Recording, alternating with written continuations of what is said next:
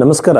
ಭೈರವಿ ಆಸ್ಟ್ರೋದಲ್ಲಿ ಇರುವಂತಹ ವಿಶೇಷವಾಗಿರುವಂತದ್ದು ಏನು ಅಂತಂದ್ರೆ, ನಾವು ಜ್ಯೋತಿಷ್ಯದ ಗ್ರಂಥಗಳಲ್ಲಿರುವಂತಹ ವಿಚಾರಗಳನ್ನು ಮಾತ್ರ ಮಾತಾಡ್ತೀವಿ. ಇಲ್ಲಿ ನಮ್ಮಲ್ಲಿ ಏನಾಗಿದೆ, ಒಂದು ಸಮಸ್ಯೆ ಬಂದ್ರೆ ಒಂದು ಪೇಪರ್ ಅಲ್ಲಿ ನಿಮ್ ಸಮಸ್ಯೆ ಬರೋದು ಸುಟ್ಟಾಕಿ ಅಂತ ಹೇಳೋದು ಪರಿಹಾರ, ನಿಮ್ ಮೊಬೈಲ್ ನಂಬರ್ ಚೇಂಜ್ ಮಾಡ್ಕೊಳ್ಳಿ ಅಂತ ಹೇಳೋದು, ನೀವು ಈ ತರ ಕಲರ್ ಬಟ್ಟೆ ಹಾಕೊಳ್ಳಿ ಅಂತ ಹೇಳೋದು, ಈ ತರ ಪರಿಹಾರಗಳನ್ನ, ಈ ತರ ಜ್ಯೋತಿಷ್ಯವನ್ನ ನಾವು ಹೇಳಲ್ಲ. ಯಾಕೆಂತಂದ್ರೆ ನ್ಯೂಮರಾಲಜಿ ಆಗಿರ್ಬೋದು, ಟ್ಯಾರೋಟ್ ಕಾರ್ಡ್ ಆಗಿರ್ಬೋದು, ಅಥವಾ ಈಗೆಲ್ಲ ಬ್ಲಡ್ ಗ್ರೂಪ್ ಮೇಲೆ ಜ್ಯೋತಿಷ ಹೇಳಕ್ ಸ್ಟಾರ್ಟ್ ಮಾಡಿದ್ದಾರೆ. ಇದ್ಯಾವುದು ಕೂಡ ಬೃಹತ್ ಪರಾಶರ ಹೋರ ಶಾಸ್ತ್ರದಲ್ಲಿ ಇಲ್ಲ. ಜ್ಯೋತಿಷ್ಯ, ನಿಜವಾದ ಜ್ಯೋತಿಷ್ಯ, ವೇದಿಕ್ ಅಸ್ಟ್ರಾಲಜಿ ಅಂತ ನಾವೇನ್ ಕರಿತೀವಿ ಅದು, ಮತ್ತೆ ಹಸ್ತ ಸಾಮುದ್ರಿಕೆ ಮಾತ್ರ ಎರಡು ನಮ್ಮ ಭಾರತೀಯ ಜ್ಯೋತಿಷ್ಯ ಶಾಸ್ತ್ರಗಳು. ಇದ್ರಲ್ಲಿ ಮಾತ್ರ ಪ್ರೆಡಿಕ್ಷನ್ಸ್ ಕೊಡೋಕ್ ಸಾಧ್ಯ. ಜೊತೆಯಲ್ಲಿ ಇದರಲ್ಲಿ ಪರಿಹಾರಗಳಂತ ಬಂದಾಗ ನಾವು GeM stones, numerology, tarot card remedies, ಈ ತರ ಯಾವುದೇ ಪರಿಹಾರಗಳನ್ನ ಸೂಚಿಸಲ್ಲ. ಕಾಸ್ಟ್ಲಿ ಪೂಜೆಗಳನ್ನು ಕೂಡ ಭೈರವಿ ಆಸ್ಟ್ರೋದಲ್ಲಿ ಯಾರು ಕೂಡ ಸೂಚಿಸಲ್ಲ. ಇದರಲ್ಲಿ ಹಾಗಾಗಿ ಸತ್ಯವಾಗಿರುವಂತ ಜ್ಯೋತಿಷ್ಯ ಏನಿದೆ, ಗ್ರಂಥಗಳಲ್ಲಿ ನಮ್ಮ ಋಷಿಗಳು ಏನ್ ಹೇಳಿದ್ದಾರೆ, ಆ ಬಗೆಯ ಜ್ಯೋತಿಷವನ್ನು ಮಾತ್ರ ಜನಗಳಿಗೆ ತಲುಪಿಸುವಂತ ಕೆಲಸ ಭೈರವಿ ಆಸ್ಟ್ರೋದು. ನಮ್ಮಲ್ಲಿ ಏನಾಗಿದೆ, ಬಾಯಿಗೆ ಬಂದಂತ ಜ್ಯೋತಿಷನ ಹೇಳ್ತಿದ್ದಾರೆ. ಜ್ಯೋತಿಷದ ಬಗ್ಗೆ ಜನಗಳಿಗೆ ಒಂದ್ ರೀತಿ ಹೇಗಾಗಿದೆ ಅಂದ್ರೆ ಒಂದು ಕಾಮಿಡಿ ಕ್ರಿಯೇಟ್ ಆಗಿದೆ. ಸೊ ಜ್ಯೋತಿಷ ಬಹಳ ಸೀರಿಯಸ್ ಆಗಿರುವಂತ ವಿಚಾರ. ಕರ್ಮದ ಅನುಸಾರವಾಗಿ ಮನುಷ್ಯ ಟೆಂಡೆನ್ಸೀಸ್ಗಳನ್ನ ಪಡ್ಕೊಳ್ತಾನೆ. ಆ ವ್ಯಕ್ತಿತ್ವ ಆ ದಶೆಗಳು ಬಂದಾಗ ಅದು ಎಕ್ಸ್ಪ್ರೆಸ್ ಆಗ್ತಾ ಹೋಗುತ್ತೆ. ತಾನು ಮಾಡಿದ ಕರ್ಮ ತಾನು ಅನುಭವಿಸ್ಬೇಕು. ಯಾಕಂದ್ರೆ ಆತ್ಮ ಒಂದು ಒಂದು ಒಂದು ಹಂತಕ್ಕೆ ತಲುಪಬೇಕು ಅಂತಂದ್ರೆ ಅದು ಎವಾಲ್ವ್ ಆಗ್ಬೇಕಾಗತ್ತೆ, ವಿಕಾಸವಾಗ್ಬೇಕಾಗತ್ತೆ. ದೊಡ್ಡ ಕಾನ್ಸೆಪ್ಟ್ ಇದೆ. ಇದು ತುಂಬಾ ಕಾಮಿಡಿಯಾಗಿ ಮಾಡಿದ್ದಾರೆ. ಸೊ ಜನಗಳಿಗೆ ಸತ್ಯದ ಜ್ಯೋತಿಷ್ಯ ಗೊತ್ತಾಗ್ಲಿ ಅಂತ ಹೇಳಿ ಭೈರವಿ ಆಸ್ಟ್ರದ ಮುಖ್ಯ ಉದ್ದೇಶ. ಆ ಬಗೆಯಲ್ಲಿ ಜ್ಯೋತಿಷ್ಯ ನೋಡ್ಬೇಕು ಅಂದ್ರೆ ನಿಮ್ಮ ಹಸ್ತ ಸಾಮುದ್ರಕ್ಕೆ ಜಾತಕ ಎರಡನ್ನು ಮ್ಯಾಚ್ ಮಾಡಿ, ಎರಡನ್ನು ಕಂಬೈನ್ ಮಾಡಿ ನಿಮಗೆ ಭವಿಷ್ಯವನ್ನು ಹೇಳಲಾಗುತ್ತೆ. ಆಗ ನಮ್ಮ ಪ್ರೆಡಿಕ್ಷನ್ ಅಕ್ಯುರೇಟ್ ಆಗುತ್ತೆ. ಯಾಕೆಂತಂದ್ರೆ ಒಂದೊಂದ್ಸಲ ಬರ್ತ್ ಟೈಮು, ಬರ್ತ್ ಡೇಟ್ ಸರಿಯಾಗಿರಲ್ಲ.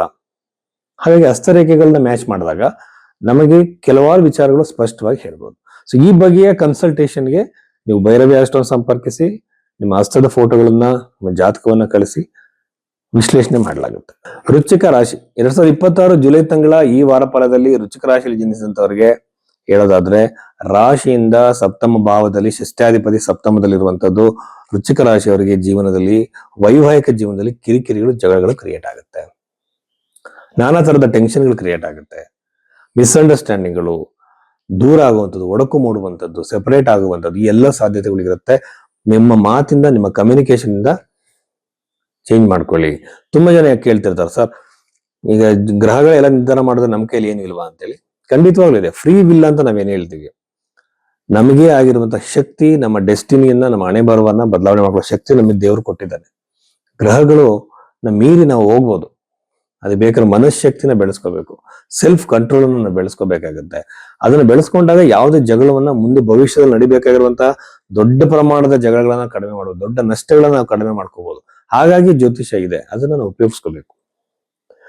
ವೈವಾಹಿಕ ಜೀವನದಲ್ಲಿ ಬರೋ ಕಿರಿಕಿರಿಗಳನ್ನ ನೀವು ಸಮಾಧಾನವಾಗಿ ಬಗೆಹರಿಸ್ಕೊಂಡ್ರೆ ಅದು ಎಕ್ಸ್ಟ್ರೀಮ್ ಲೆವೆಲ್ ಖಂಡಿತವಾಗ್ಲೂ ಹೋಗಲ್ಲ. ಜಾಗೃತಿಯಾಗಿರಿ. ಯಾಕಂದ್ರೆ ವೃಶ್ಚಿಕ ರಾಶಿಯವರಿಗೆ ವೈವಾಹಿಕ ಜೀವನದಲ್ಲಿ ಈ ಒಂದು ವಾರ ಟೈಮ್ ಅಲ್ಲಿ ಕಿರಿಕಿರಿಗಳು ಖಂಡಿತವಾಗ್ಲೂ ಇದೆ. ಯಾವ ತರದಲ್ಲಿ ಬೇಕಾದ್ರೂ ಆಗಿರ್ಬೋದು. ಷಷ್ಠ ಭಾವದಲ್ಲಿ ರಾಹು ಇರೋದ್ರಿಂದ ಹಳೆಯ ರಿಪೇರಿ ಆಗದಿರುವಂತಹ ವಸ್ತುಗಳು, ವೆಹಿಕಲ್ಗಳು, ವಾಸ್ತು ಸಮಸ್ಯೆ ದೋಷಗಳಿರುವಂತಹ ಮನೆಗಳು, ನೆಗೆಟಿವ್ ಎನರ್ಜಿ ಇರುವಂತಹ ಮನೆಗಳು ನಿಮಗೆ ಸಿಗೋ ಸಾಧ್ಯತೆ ಇರುತ್ತೆ. ಬಾಡಿಗೆ ಆಗಿರ್ಬೋದು, ಭೋಗ್ಯಕ್ಕಾಗಿರ್ಬೋದು, ಸ್ವಂತಕ್ಕಾಗಿರ್ಬೋದು, ಬಹಳ ಕೇರ್ಫುಲ್ ಆಗಿ ಪರೀಕ್ಷೆ ಮಾಡ್ಕೊಂಡು ಹೋಗ್ಬೇಕು.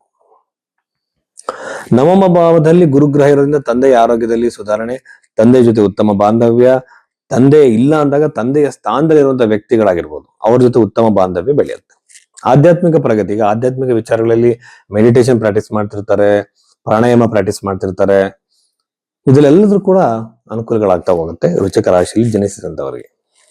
ಉದ್ಯೋಗದಲ್ಲಿ ಮಾತ್ರ ಕೇತು ಗ್ರಹ ಇರೋದ್ರಿಂದ ಉದ್ಯೋಗದಲ್ಲಿ ಸಡನ್ ನೆಗೆಟಿವ್ ಚೇಂಜಸ್, ಸಡನ್ ಉದ್ಯೋಗ ಚೇಂಜ್ ಆಗ್ಬಿಡೋದು, ಕೆಲ್ಸಕ್ಕೆ ಬರಬೇಡ ಅಂತ ಹೇಳ್ಬಿಡೋದು, ಅಥವಾ ನಿಮಗೆ ಕೆಲಸ ಮಾಡೋ ಸ್ಥಳದಲ್ಲಿ ಅವಮಾನಗಳಾಗೋದು, ನೋವುಗಳಾಗೋದು, ನೀವು ಮಾಡಿರೋ ತಪ್ಪಿಗೆ ನಿಮ್ಮ ಮೇಲೆ ಅಪವಾದಗಳು ಬರುವಂತದ್ದೆಲ್ಲ ಸಾಧ್ಯತೆಗಳು ವೃಶ್ಚಿಕ ರಾಶಿಯವರಿಗಿದೆ. ದಯವಿಟ್ಟು ನೀವು ಸಮಾಧಾನ ಚಿತ್ತತೆಯನ್ನು ಕಾಪಾಡ್ಕೊಳ್ಳಿ. ವೃಶ್ಚಿಕ ರಾಶಿಯ ರಾಶಿಯಾಧಿಪತಿ, ಮೇಷದ ರಾಶಿಯಾಧಿಪತಿ ಇಬ್ರು ಕೂಡ ಕುಜನೇ ಆಗಿದ್ದು ಸಹ ವೃಶ್ಚಿಕದಲ್ಲಿ ಹುಟ್ಟಿದಂತವರ ವ್ಯಕ್ತಿತ್ವ ಬೇರೆ ತರ ಇರುತ್ತೆ. ಇವರು ಸುಲಭವಾಗಿ ಮರೆಯಲ್ಲ, ಅದನ್ನೇ ಇಟ್ಕೊಂಡು ಮನಸ್ಸಲ್ಲಿ ರಿವೆಂಜ್ ತಗೋಬೇಕು ಅಂತ ಟೈಮ್ ಸ್ಪೆಂಡ್ ಮಾಡ್ತಾರೆ. ಹಾಗಾಗಿ ಕೇರ್ಫುಲ್ ಆಗಿರಿ. ಇಷ್ಟು ವಿಚಾರಗಳು ವೃಶ್ಚಿಕ ರಾಶಿಯ ಸಮಸ್ಯೆದು.